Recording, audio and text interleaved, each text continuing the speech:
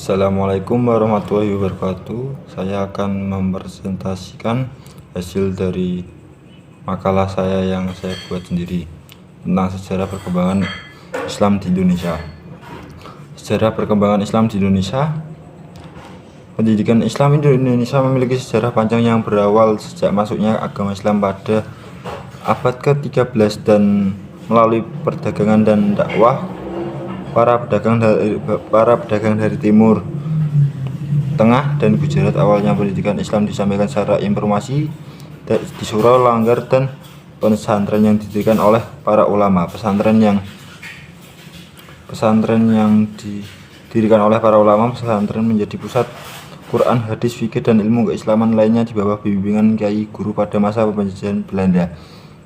Pendidikan Islam mengalami perlawanan dan tekad, namun tetap bertahan dengan berdirinya organisasi-organisasi seperti Muhammadiyah tahun 1912 dan Nahdlatul Ulama tahun 1926 yang memperjuangkan pendidikan dan kesejahteraan umat Islam. Metode yang digunakan dalam penelitian ini menggunakan pendekatan deskriptif kualitatif. Penelitian deskriptif merupakan penelitian yang bertujuan untuk menggambarkan perkembangan pendidikan Islam di Indonesia. Awal masuknya Islam di Indonesia. Pek 2. Datangnya Islam ke Indonesia dilakukan secara damai, dapat dilihat melalui jalur perdagangan, dakwah, perkawinan, ajaran tasawuf, dan tarekat. Dengan berkembangnya Islam di Aceh, perkonversi massal masyarakat kepada Islam pada masa perdagangan disebabkan oleh Islam merupakan agama yang siap pakai. Asosiasi Islam dengan kejayaan militer Islam menghasilkan tulisan dan hafalan kepandaian dalam penyembuhan dan pengajaran tentang moral. Pek 3. 1.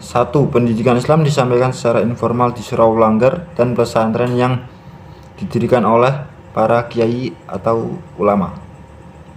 Bagian pendidikan agama di Departemen Agama mengurus pengembangan dan pembinaan madrasah dan pendidikan Islam di sekolah umum. 3. Pendidikan Islam saat ini dituntut untuk memanfaatkan teknologi canggih agar tidak tertinggal. Pek selanjutnya.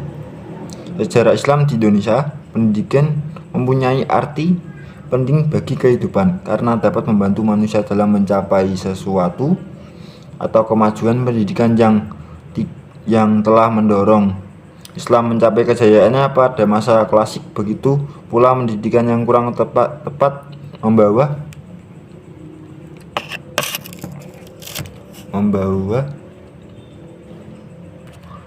kemunduran Islam pada masa belakangan. Karena itu, jika umat Islam ingin maju, pendidikannya mestilah dibenahi, dan pembenahan ini hanya dapat dilakukan manakala umat Islam memahami sejarah pendidikannya sendiri. Lembaga pendidikan Islam awal yang muncul di Indonesia diantaranya masjid dan langgar, pesantren. Ketiga, Maunasanah, Rangkang, dan Daya. 4. Surau. Terakhir, ini adalah penutup. Kesimpulan dari presentasi ini adalah lembaga pendidikan Islam di Indonesia mulai tumbuh dan berkembang seiring dengan masuknya Islam sekitar abad 7 Masehi. 2. Lembaga pendidikan yang sifatnya sederhana tersebut berfungsi untuk memberikan pendidikan mendasar kepada masyarakat dan generasi Islam. 3. Proses Islamisasi mengalami kemajuan signifikan melalui jalur lembaga pendidikan Islam saat itu.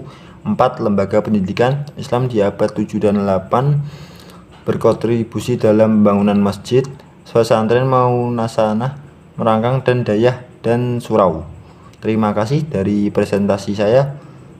Kurang lebihnya saya minta maaf. Assalamualaikum warahmatullahi wabarakatuh.